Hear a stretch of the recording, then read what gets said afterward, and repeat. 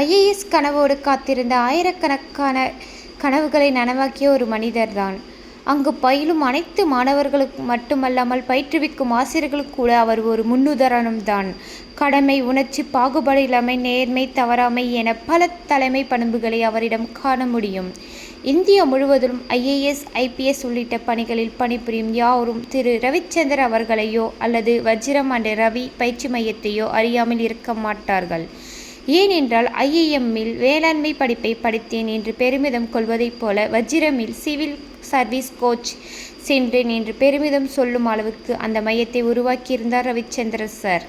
அதைவிட ஐஏஎஸ் நேர்முக தேர்வில் யூபிஎஸ்சி தேர்வுக்குழு உறுப்பினர்கள் கேள்விகள் கேட்ட பின் உங்களுடைய பதிலை சொல்லுங்கள், ரவிச்சந்திரன் சார் சொல்லிக் கொடுத்ததை சொல்லாதீர்கள் என்று கூறும் அளவுக்கு அவர் யூபிஎஸ்சி உலகத்தில் பிரபலம்.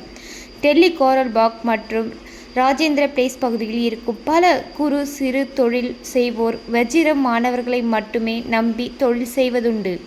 அரசியல் சாசனத்தை ஆட்சியாளர்கள் கட்டி காத்தார்களோ இல்லையோ, தனது கற்பித்தலின் மூலம் 2 தலைமுறை அரசு அதிகாரிகளுக்கு அதை கொண்டு சேர்த்தார் அவர்.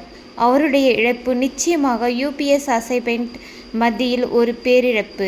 இந்தியா முழுவதும் பணிபுரியும் பல மாணவர்களின் மனதில் அவர் என்றும் நிலைத்திருப்பார். ரவிச்சந்திர சார் ஒரு சகாப்தம். உங்கள் ஆத்மா அமைதி கொள்ளட்டும் ரவீந்திர சார்.